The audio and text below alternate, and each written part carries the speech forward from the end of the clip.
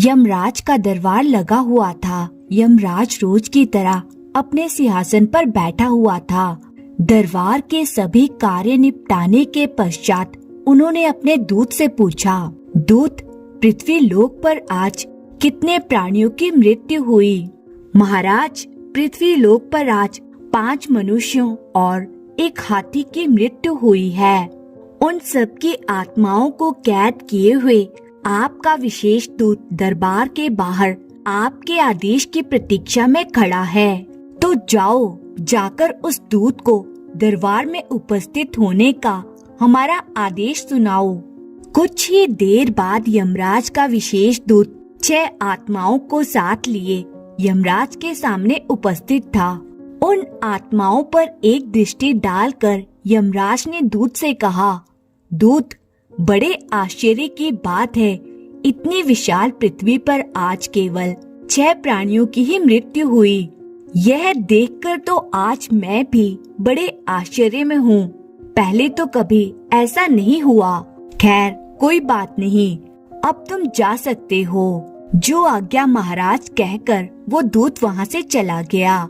दूत के जाने के पश्चात यमराज ने उन 6 आत्माओं से पूछा, अब तुम सब बारी बारी से यह बताओ कि तुम सबकी मृत्यु किस प्रकार हुई है। यमराज की बात सुनकर आत्माओं में सबसे आगे खड़े एक बूढ़े की आत्मा ने कहा, महाराज, मेरा नाम दीनानाथ पंडित है। आज प्रातः जब मैं गंगा में स्नान करने के लिए उसके जल में उतरा तो गहरे जल में जाने के कारण मैं गंगा में डूब गया और मेरी मृत्यु हो गई।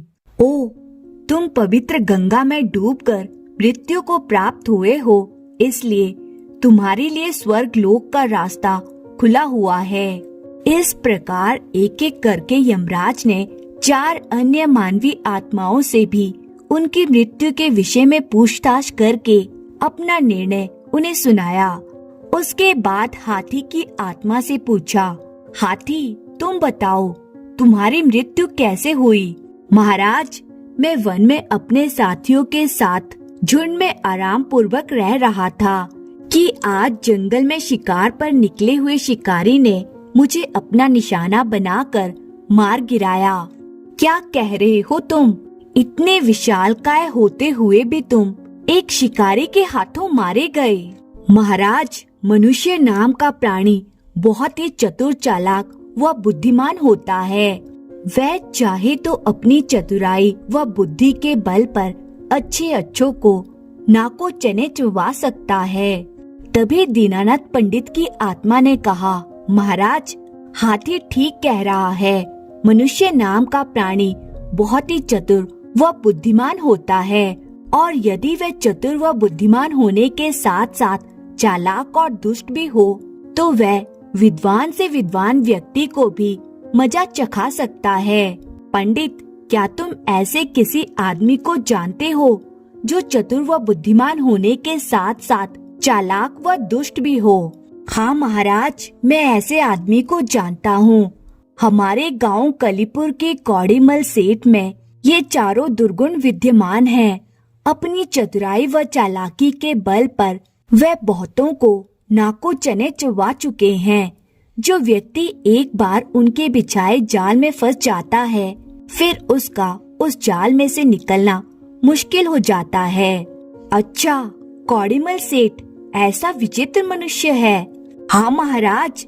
दीनानाथ पंडित, अपने कथन की सच्चाई में क्या तुम ऐसा प्रमाण हमारे सामने पेश कर सकते हो जिससे हमें तुम्हारी कही बात पर यकीन हो आए? क्यों नहीं महाराज, मैं ऐसे एक नहीं सैकड़ों सबूत पेश कर सकता हूँ। तब तुम हमें कौड़ीमल सेठ की चतुराई व बुद्धिमानी का कोई एक किस्सा सुनाओ। तो सुनिए महाराज, कौड़ीमल सेठ ब्याज पर गरीबों को ऋण देता है और ऋण पर दिए धन के कारण ही वह गरीबों का खूब खून चूसता है। वह पैसे को दांतों में दबाकर रखता है। गांव के लोग तो दूर, उसकी आदतों से उसके अपने घर वाले भी परेशान रहते हैं। एक बार हमारे गांव के ही निवासी करीम खान के यहाँ बैरम खान नाम का उसका रिश्तेदार दूसरे राज्य से आया। कौड़ीमल की तरह वह भी अपने आप को चतुर व बुद्धिमान समझता था।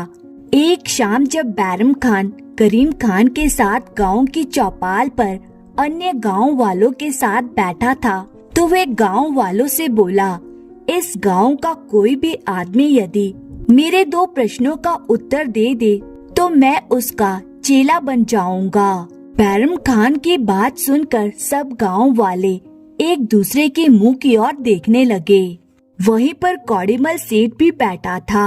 बैरम खान की बात सुनकर उसे ताव आ गया और वह सोचने लगा, इस बैरम खान की यह मजाल कि हमारे गांव वालों को इस प्रकार चुनौती दे, मैं इसके प्रश्नों का मुंह तोड़ जवाब दूंगा। यह सोचकर उसने बैरम खान से कहा, बैरम खान, मैं तुम्हारे प्रश्नों का उत्तर दूंगा, बताओ तुम्हारे प्रश्न क्या हैं? कौड़ीमल की बात सुनकर गांव वाले उत्सुकता से उसके मुख की ओर देखने लगे। तब बैरम खान ने कौड़ीमल से कहा, कौड़ीमल सेठ, मेरा पहला प्रश्न यह है कि क्या खुदा की खुदाई को कोई जानता है? यह कैसा प्रश्न हुआ? प्रश्न सुनकर कौड़ीमल सोच में पड़ गया। मन ही मन कुछ सोच विचार करके कौड़ीमल ने बैरम खान से कहा, बैरम खान, मैं खुदा की खुदाई को जानता हूँ, तो बताओ खुदा की खुदाई कैसी होती है? बैरम खान, अपने इस प्रश्न का उत्तर पाने के लिए तुम्हें मेरे व गांव वालों के साथ गांव के बाहर वाली नहर के किनारे चलना होगा। तो चलो, देरी किस बात की है? तब गांव के सभी लोग उठकर कौड़ीमल और बैरम खान के साथ बाहर वाली नहर की ओर चल पड़े। नहर के किनारे पहुंचकर कौड़ीमल ने बैरम खान से कहा, बैरम खान, यह नहर किसने खुदवाई है? मुझे क्या पता। बैरम खान, मेरी बात को इस प्रकार ना टालो, जरा सोच समझकर बताओ कि यह नहर किसने खुदवाई है। अगर तुम जरा से भी बुद्धिमान हुए तो बड़ी आसानी से यह बता सकते हो कि यह नहर किसने खुदवाई है। कौड़ीमल की बात सुनकर बैरम खान सोच में पड़ गया। बड़े सोच विचार के पश्चात उसने कौड़ीमल से कहा, कौड़ीमल सेठ, सारी दुनिया, पेड़ पौधे, जीव जंतु इत्यादि खुदा के बनाए हुए हैं। इस प्रकार यह नहर भी खुदा की बनवाई हुई है। तुमने ठीक कहा बैरम खान। अब तो तुम खुदा की खुदाई के बारे में जान गए होंगे। यही है खुदा की खुदाई और यही है तुम्हारे प्रश्न का उत्तर। सेठ कौड़ीमल की बात सुनकर बैरम खान चकित रह गया और सोचने लगा, कौड़ीमल तो बहुत चलता पुर्जा है। किस सफाई से इसने मेरे प्रश्न का उत्तर मुझसे ही दिलवाया है। अब बैरम खान ने कौड़ीमल से कहा, कौड़ीमल, मेरा दूसरा प्रश्न यह है कि क्या कोई किसी के मन की बात जान सकता है? हाँ, मैं जान सकता हूँ, लेकिन कैसे? इस बात का उत्तर मैं तुम्हें अपने गांव के जमींदार शेर सिंह के सामने दूंगा। तुम्हें अपने प्रश्न का उत्तर पाने के लिए अब मेरे साथ जमींदार शेर सिंह के यहाँ चलना होगा। तब सब लोग जमींदार शेर सिंह के यहाँ पहुँचे। लोगों की भीड़ देखकर जमींदार शेर सिंह बोला, क्या बात है, तुम लोग इस समय कैसे आए हो? जमींदार की बात सुनकर कौड़ीमल सेठ हाथ जोड़कर बोला, जमींदार साहब, बैरम खान ने मुझसे एक प्रश्न पूछा है कि क्या कोई किसी के मन की बात जान सकता है। मैं उसी बात का उत्तर देने के लिए बैरम खान और गांव के अन्य लोगों के साथ आपके पास आया हूँ। अच्छा, क्या तुम किसी के मन की बात बता सकते हो? हाँ जमींदार साहब। तो बताओ, इस समय प्रश्न करने वाले बैरम खान के मन में क्या है? वह इस समय क्या सोच रहा है? तो सुनिए जमींदार साहब, यह तो सभी लोग जानते हैं कि आप निसंतान हैं। गांव के सभी लोग चाहते हैं कि आपके यहाँ संतान हो जाए। अतः बैरम खान भी मन ही मन इस समय खुदा से यही दुआ कर रहा है कि आपके यहाँ कम से कम एक तो संतान हो ही जाए। अच्छा, क्यों बैरम खान, क्या कौड़ीमल सेठ सच कह रहा है? जमींदार की बात सुनकर बैरम खां सोच में पड़ गया। कौड़ीमल सेठ ने तो यह कहकर मुझे बड़ी मुसीबत में फंसा दिया है। अब यदि जमींदार से यह कहता हूँ कि मैं खुदा से उनके यहाँ संतान होने की दुआ नहीं कर रहा था तो जमींदार का बुरा बनता हूँ, और यदि कौड़ीमल की कही बात का समर्थन करता हूँ तो मुझे हार कर कौड़ीमल सेठ का चेला बनना पड़ेगा। कौड़ीमल तो सचमुच ही मेरा गुरु निकला। अंत में बहुत सोच विचार करने के पश्चात बैरम खान ने जमींदार से कहा, जमींदार साहब, कौड़ीमल सेठ सही कह रहे हैं। मैं मन ही मन यही दुआ कर रहा था कि ऐ खुदा तो जमींदार साहब के यहाँ भी औलाद दे दे। फिर जमींदार शेर शाह की हवेली से निकलते हुए बैरम खान ने कौड़ीमल से कहा, कौड़ीमल सेठ, मुझे अपनी अकल और चतुराई पर बहुत गुमान था, पर तुम तो मेरे भी उस्ताद निकले। आज से तुम मेरे गुरु और मैं तुम्हारा चेला। यमराज को इतनी कहानी सुनाने के पश्चात पंडित की आत्मा ने आगे कहा, महाराज, तो ऐसे है सेठ कौड़ीमल, हर कोई उसकी बुद्धि का लोहा मानता है।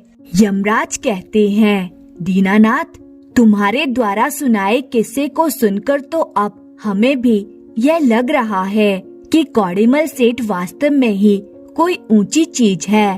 अब तो हमारे मन में कौड़ीमल सेठ से मिलने की बड़ी जिज्ञासा हो रही है। यह कहते हुए यमराज ने जन्म मृत्यु के दर का हिसाब किताब रखने वाले अधिकारी से कहा, जरा खाते में देखना तो सही कि कलीपुर गांव के कौड़ीमल सेठ की अभी कितनी आयु शेष है। जो आज्ञा महाराज, कहते हुए वे अधिकारी खाते के पन्नों को पलटकर ध्यान से देखने लगा।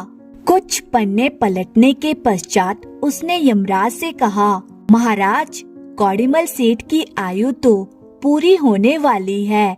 कल शाम को उसकी मृत्यु हो जाएगी। ओह, तब तो कौड़ीमल सेठ से शीघ्र ही मुलाकात करने का सुअवसर हमारे हाथ लगने वाला है। उसी रात यमराज कौड़ीमल सेठ के कमरे में जा धमके। उसे देखकर कौड़ीमल सेठ पूछता है, कौन हो तुम? मुझे जानना चाहते हो मृत्यु लोक के वासी? मैं हूँ काल, यानी मौत का देवता यमराज। यमराज, लेकिन तुम मेरे पास क्यों आए हो? क्या तुम्हें भी पृथ्वी के लोगों की तरह कर्ज लेने की आवश्यकता पड़ गई है? बको मत, मैं तुम्हारे पास कर्ज लेने नहीं बल्कि तुम्हें मौत की चेतावनी देने आया हूँ। कल शाम को तुम्हारी मृत्यु होने वाली है, तब तुम्हें मेरे पंजों से कोई बचा नहीं सकेगा।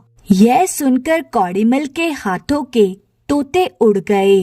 क्या कल मैं मरने वाला हूँ? हाँ, मैं तुम्हारी मृत्यु के लिए तुम्हें आगाह करने आया हूँ। इतना कहकर यमराज अदृश्य हो गया। अब कौड़ीमल की बुरी हालत थी। मौत के भय से वह बुरी तरह चिल्ला उठा, हाय, मैं मर गया रे। उसकी पुकार सुनकर उसकी पत्नी व बच्चे दौड़े दौड़े आए। क्या बात है स्वामी, रात के इस पहर तुम इस प्रकार क्यों चिल्लाए? राधा, अब मैं बचूंगा नहीं। कल शाम को मेरी मृत्यु होने वाली है। ये आप क्या कह रहे हैं जी? आप तो बिल्कुल भले चंगे हैं। राधा, अभी अभी यमराज आकर मुझे मेरी मृत्यु की सूचना दे गए हैं। अब मैं बचूंगा नहीं राधा। कौड़ीमल की बात सुनकर उसकी पत्नी और बच्चे रोने लगे। दूसरी ओर कौड़ीमल सोच रहा था, मैंने जीवन भर लोगों को तरह तरह से परेशान रखा, उनका खूब खून चूसा, अपनी चतुराई से उन पर अपना सिक्का जमाया। इसलिए मरने से पहले कोई ऐसा काम क्यों न करूं ताकि गांव वाले जीवन भर मुझे याद रखें। बुरे आदमी को कोई अच्छा विचार तो आ ही नहीं सकता था। इसलिए कौड़ीमल ने भी मन ही मन एक बुरी योजना बनाकर अपनी पत्नी से कहा, राधा, रोना धोना छोड़ो और मेरी बात ध्यान से सुनो। यह सुनकर राधा ने अपने आंसू पोंछ लिए और अपने पति की ओर देखकर कहा, कहिए स्वामी। राधा, कल शाम को मेरी मृत्यु हो जाएगी, अतः मरने से पहले सारे गांव वालों के सामने अपनी अंतिम इच्छा रखना चाहता हूँ। इसलिए कल तुम मेरे मरने से पहले ही सारे गांव वालों को हवेली में बुला लेना। सुबह होते ही राधा ने नौकर को बुलाकर आदेश दिया, रामू, गांव के सब लोगों से कह आओ कि आज कौड़ीमल सेठ ने उन्हें अपनी हवेली में बुलाया है। अच्छा मालकिन, कहकर रामू वहाँ से चला गया। दूसरी ओर कौड़ीमल सेठ चारपाई पर पड़ा सोच रहा था, जब मरना ही है तो क्यों ना खूब धूमधाम से मरूं। मैं ऐसी चाल चलूंगा जिससे गांव वाले मेरी मौत को बरसों याद रखेंगे। दोपहर होते होते गांव के सभी लोग कौड़ीमल की हवेली में इकट्ठे हो गए। तब गांव के मुखिया हरिराम ने उससे पूछा, क्या बात है कौड़ीमल सेठ, तुमने सब गांव वालों को अपनी हवेली में क्यों बुलवाया है? मुखिया की बात सुनते ही कौड़ीमल फफक कर रो पड़ा। अरे तुम तो रोने लगे कौड़ीमल। मुखिया ने उसे चुप करवाया और उसके रोने का कारण पूछा। तब कौड़ीमल ने उससे कहा, मुखिया जी, आज मैं मरने वाला हूँ, क्या पता किस पल मेरी मौत हो जाए। क्या कह रहे हो कौड़ीमल, तुम तो भले चंगे हो। तब कौड़ीमल ने यमराज से हुई मुलाकात के बारे में मुखिया को बताने के पश्चात आगे कहा, मैंने आज तक गांव के सभी लोगों को दुख दिया है। जरूरत से ज्यादा ब्याज ले लेकर मैंने गरीबों का खून चूसा है।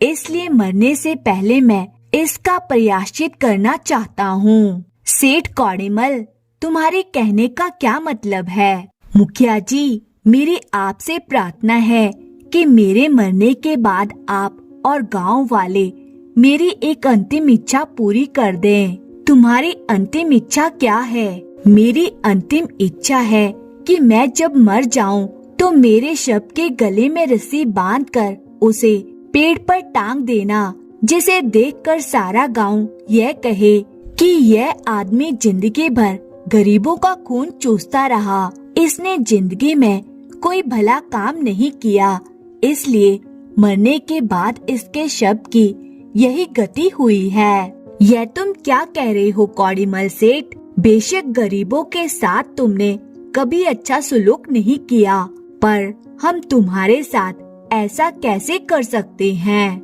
मुखिया जी, ऐसा ना कहो। अगर आप ऐसा नहीं करेंगे तो मेरी आत्मा भूत बनकर गांव में ही भटकती रहेगी और मैं भूत बनकर लोगों को परेशान करता रहूंगा।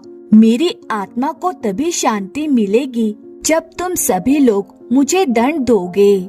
इससे दुनिया को नसीहत मिलेगी और कोई किसी की आत्मा को कष्ट नहीं पहुंचाएगा। ठीक है कौड़ीमल, जब तुम्हारी अंतिम इच्छा यही है तो हम लोग तुम्हारी इस इच्छा को अवश्य पूरी करेंगे। इतना कहकर गांव का मुखिया सभी गांव वालों के साथ वापस लौट गया।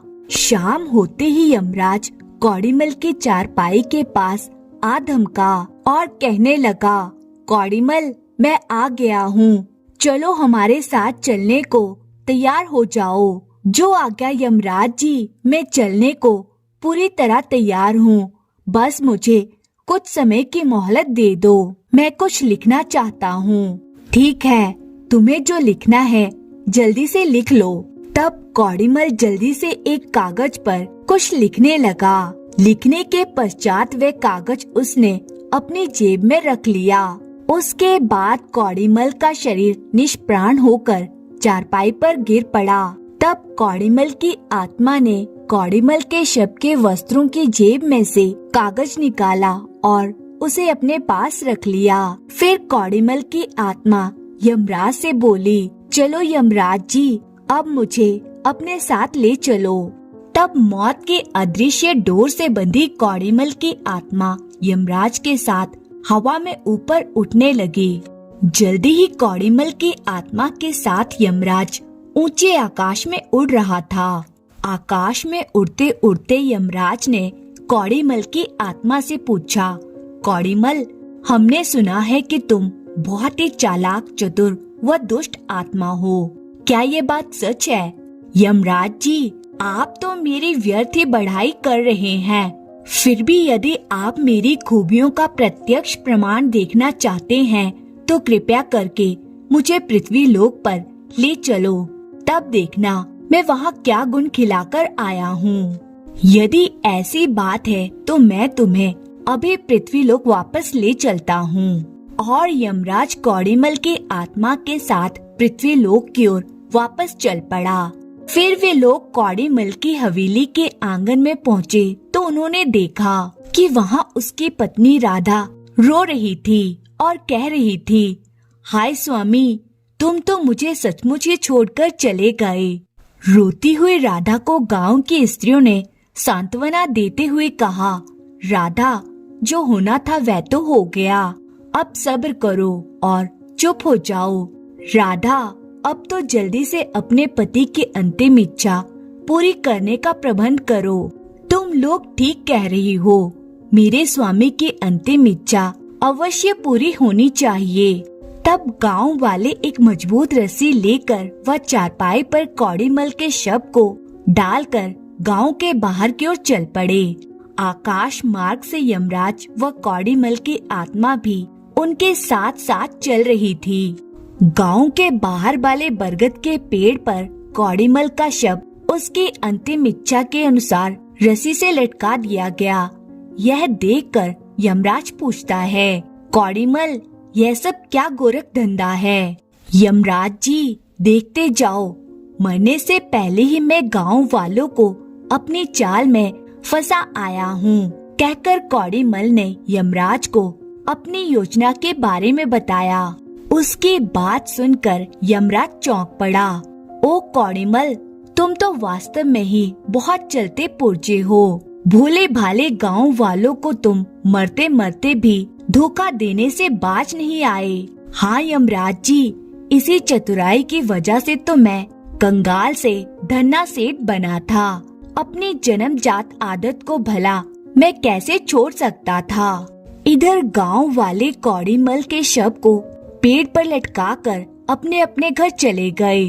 राह से गुजरते आदमी गांव वालों से पूछते, क्यों भाई, यह शव किसका है और पेड़ पर रस्सी से क्यों लटका हुआ है? तो गांव वाले कहते, कुछ मत पूछो भाई, यह कौड़ीमल सेठ का शव है। इसने जीवन भर लोगों को तरह तरह से परेशान किया और मरने से पहले ये गांव वालों से कह गया था कि इसके शव को पेड़ से लटका दिया जाए। पता नहीं मरने से पहले इसने ऐसी विचित्र इच्छा क्यों जाहिर की थी। यह बात एक दूसरे से होती हुई थानेदार बजरंगी लाल के कानों में भी पहुंच गई। उसने सोचा, कहीं ऐसा तो नहीं है कि कौड़ीमल सेठ गरीबों को तंग करता था, इसलिए गांव वालों ने मिलकर उसके गले में फांसी का फंदा डालकर उसे जिंदा ही फांसी पर लटका दिया हो। मुझे इस बात की खोजबीन करनी चाहिए। सबसे पहले थानेदार ने मौके पर जाकर कौड़ीमल की लाश का निरीक्षण किया और सोचने लगा, लाश की जीभ, आंखें वगैरह तो बाहर को नहीं निकली हुई हैं, लेकिन फिर भी इस बहाने गांव वालों से रुपया ऐंठने का ये बहुत अच्छा अवसर है। अतः थानेदार बजरंगी लाल के निर्देश पर कलीपुर गांव के चारों तरफ पुलिस तैनात कर दी गई और सारे गांव वालों को बेड़ियां डालकर थाने ले जाया गया। गांव वाले सोचने लगे, बैठे बिठाए यह क्या मुसीबत आ पड़ी। थाने में थानेदार बजरंगी लाल ने सारे गांव वालों की खूब पिटाई करवाई और पूछने लगा, बताओ कौड़ीमल को फांसी पर किसने लटकाया? तभी गांव वाले बोले, हुजूर, फांसी पर तो उसे उसकी अंतिम इच्छा के अनुसार ही लटकाया गया था। वैसे वह मर पहले ही गया था, केवल उसके शव को ही रस्सी से पेट पर लटकाया गया था। थानेदार कहता है, कुछ भी हो, तुम लोगों ने संगीन जुर्म किया है, यदि तुम सब बचना चाहते हो तो मुझे 5,000 रुपए चुपचाप दे दो, वरना मैं एक एक को काल कोठरी में डाल दूंगा। थानेदार साहब, यह तो हम गरीबों पर बहुत जुल्म है। कुछ भी हो, बिना रुपए लिए मैं एक को भी नहीं छोड़ूंगा। तब और कोई रास्ता न देखकर मुखिया ने थानेदार से कहा, ठीक है थानेदार साहब, आप इस समय तो हम सबको छोड़ दीजिए। गांव जाते ही मैं आपके पास 5,000 रुपए भिजवा दूंगा। तब थानेदार ने उन सबको छोड़ दिया। थाने से निकलता हुआ हर आदमी अब कौड़ीमल को कोस रहा था। कौड़ीमल तो बड़ा ही मनहूस निकला। मरने के बाद भी उसने हमारा पीछा नहीं छोड़ा और हमें थाने का मुंह दिखा दिया। कौड़ीमल बड़ा ही कमबख्त इंसान था। ना हम उसकी अंतिम इच्छा पूरी करते, ना इस मुसीबत में फंसते। इस प्रकार कौड़ीमल को कोसते हुए गांव वाले वहां से चले गए। इधर कौड़ीमल की आत्मा यमराज से कह रही थी, यमराज जी, देख लिया मेरी दुष्टता व चतुराई का एक नमूना। कौड़ीमल, वास्तव में ही तुम बहुत चालाक व चतुर आदमी हो। अब यमराज पुनः कौड़ीमल की आत्मा को लेकर आकाश में उड़ चला और सोचने लगा, पंडित दीनानाथ की आत्मा कौड़ीमल के बारे में सही ही कह रही थी। कौड़ीमल हरफन मौला आदमी है। यमराज कौड़ीमल की आत्मा को लेकर महाराज इंद्र के दरबार में जा पहुंचा और कहने लगा, महाराज इंद्र, आज मैं पृथ्वी के सबसे चालाक व चतुर आदमी की आत्मा को लेकर आपके पास आया हूँ। अच्छा। इंद्र ने आश्चर्य से कौड़ीमल की आत्मा की ओर देखा। तब कौड़ीमल ने जेब में से अपना लिखा कागज निकाला और उसे इंद्र की ओर बढ़ाते हुए कहा, महाराज इंद्र, यह पत्र आपके लिए है। पत्र? हैरानी से इंद्र ने उससे पत्र ले लिया जिसमें लिखा था, महाराज इंद्र, पत्रवाहक कौड़ीमल मेरा परम भक्त है। इस पत्र को पाते ही तुम अपना सिंहासन कौड़ीमल को सौंप दो और मैं आज से ही तुम्हें वो यमराज को कारागार में डालने की सजा देता हूँ। यह पत्र पढ़कर इंद्र हक्के बक्के से रह गए और सोचने लगे, भगवान विष्णु जी ने यह कैसा विचित्र आदेश दिया है, लेकिन उनका यह आदेश तो मानना ही पड़ेगा। यह सोचकर इंद्र अपने सिंहासन से उठा और कौड़ीमल से बोला, आओ कौड़ीमल सेठ, आज से तुम इस सिंहासन के स्वामी हो। इंद्र ने उसे अपने सिंहासन पर बिठा दिया। तब दरबार में उपस्थित देवगणों ने इंद्र से कहा, यह क्या महाराज, आपने अपना सिंहासन पृथ्वी लोक के एक साधारण से आदमी को क्यों सौंप दिया? देवगणों, यह मेरा नहीं, भगवान विष्णु जी का आदेश है। उन्हीं के आदेश पर मैंने कौड़ीमल को यह सिंहासन सौंपा है। आज से आपको कौड़ीमल का ही आदेश मानना है। तब सिंहासन पर बैठे कौड़ीमल ने एक अनुचर को आदेश दिया, अनुचर, इंद्र और यमराज को कारागार में बंद कर दो। अनुचर ने तुरंत ही कौड़ीमल के आदेश का पालन किया। इंद्र और यमराज को कारागार में बंद कर दिया गया। यमराज यह देखकर हक्का बक्का था। वह सोचता है, लगता है यहाँ पर भी कौड़ीमल ने अपना चक्कर चलाकर हमें अपने जाल में फंसा लिया है। दूसरी ओर दरबार से कौड़ीमल इंद्र के महल में पहुँचा। वहाँ उसे इंद्र की पत्नी इंद्राणी मिली। उसे देखकर वह कहने लगा, देवी इंद्राणी, आज से हम इंद्र हैं। तुम्हारे पति कारागार में हैं, इसलिए अच्छाई इसी में है कि तुम हमसे विवाह कर लो और इस महल में सुख से रहो। ये तुम क्या कह रहे हो? किसने तुम्हें यहाँ का इंद्र बनाया? इंद्राणी जी, मैं सच कह रहा हूँ। भगवान विष्णु के आदेश पर ही हम यहाँ के नए इंद्र बने हैं। यह सुनकर इंद्राणी ने क्रोध भरी दृष्टि से उसकी ओर देखा और तेजी से कक्ष से निकल गई। अपने कक्ष में आकर उन्होंने अपनी विश्वसनीय दासी को बुलाया और कहा, तुम्हें इसी समय हमारे साथ भगवान विष्णु के पास चलना है। दासी को साथ लेकर इंद्राणी विष्णु जी के पास पहुंची। इंद्राणी को वहां देखकर विष्णु जी कहते हैं, देवी इंद्राणी, तुम कहो कैसे आना हुआ? इंद्रलोक में सब कुशलता से तो है। भगवान, महाराज इंद्र और यमराज को कैद में डलवाकर आप वहाँ की कुशलता के समाचार मुझसे क्यों पूछ रहे हैं? क्या मतलब इंद्र और यमराज को कैद में किसने डाला? भगवान, आपने ही तो अपने भक्त कौड़ीमल को अपना पत्र दिया था।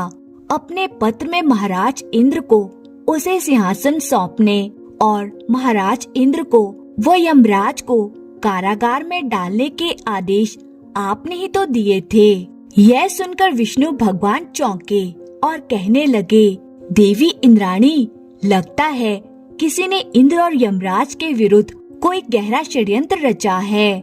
हम अभी आपके साथ इंद्रलोक चलते हैं। चलिए भगवान, और चलकर इंद्र और यमराज को कारागार से मुक्त कराइए। विष्णु को साथ लेकर इंद्राणी इंद्रलोक पहुंची।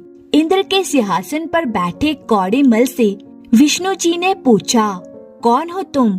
कौड़ीमल ने हाथ जोड़कर कहा, भगवान, आज आपके दर्शन पाकर मैं धन्य हो गया। यह चापलूसी छोड़ो और जल्दी से यह बताओ कि तुमने यह सब जाल क्यों फैलाया है? भगवान, मैं अपनी आदत से लाचार था। पृथ्वी पर मैं जब तक रहा लोगों को अपने जाल में फंसाता रहा, तो यहाँ आने पर भी मेरा दिमाग चैन से नहीं रहा। मैं पृथ्वी पर से प्रस्थान करने से पहले ही अपना जाल फैला चुका था। क्या मतलब? तुम जो कुछ कहना चाहते हो विस्तार पूर्वक बताओ। तो सुनिए भगवान, जब यमराज मेरे प्राण लेने पृथ्वी लोक पर गए तो मरने से पहले मैंने एक पत्र इंद्र के नाम लिखा और उस पत्र के नीचे आपका सुदर्शन चक्र बनाकर आपका नाम लिख दिया। यहाँ आकर वही पत्र मैंने इंद्र को दिया था। ओह, तो यह बात है। उसे पत्र के कारण यह गड़बड़ी हुई है। कौड़ीमल, तुमने जो कुछ भी किया है गलत किया है। तुम्हें ऐसा नहीं करना चाहिए था। अब जल्दी से इस सिंहासन से उतरो। यह सिंहासन इंद्र का है। इस पर सिर्फ उनका ही अधिकार है। भगवान, इस सिंहासन को मैं एक ही शर्त पर छोड़ूंगा। कौन सी शर्त पर? भगवान, मैंने जीवन भर पाप ही पाप किए हैं, इसलिए निश्चित ही मुझे नरक में जाना पड़ेगा। यदि आप मुझे स्वर्ग में भेजने का वचन दें, तो मैं सहर्ष ही इंद्र का सिंहासन खाली कर दूंगा। यह सुनकर भगवान विष्णु हंस पड़े और कहने लगे, कौड़ीमल, तुम बहुत ही चतुर हो। जाओ, हम तुम्हें स्वर्ग लोक जाने का आदेश देते हैं। धन्यवाद भगवान। तब कौड़ीमल इंद्र को उसका सिंहासन सौंपकर स्वर्ग लोक चला गया। यमराज भी कौड़ीमल को कोसता हुआ यमपुरी चला गया। दोस्तों, उम्मीद है आपको ये कहानी पसंद आई होगी। यदि आपको ये कहानी पसंद आई है तो इसे लाइक जरूर करें और कमेंट करके बताएं कि आपको ये कहानी कैसी लगी। और इसी तरह की मजेदार कहानियाँ देखने के लिए चैनल को सब्सक्राइब करें। धन्यवाद।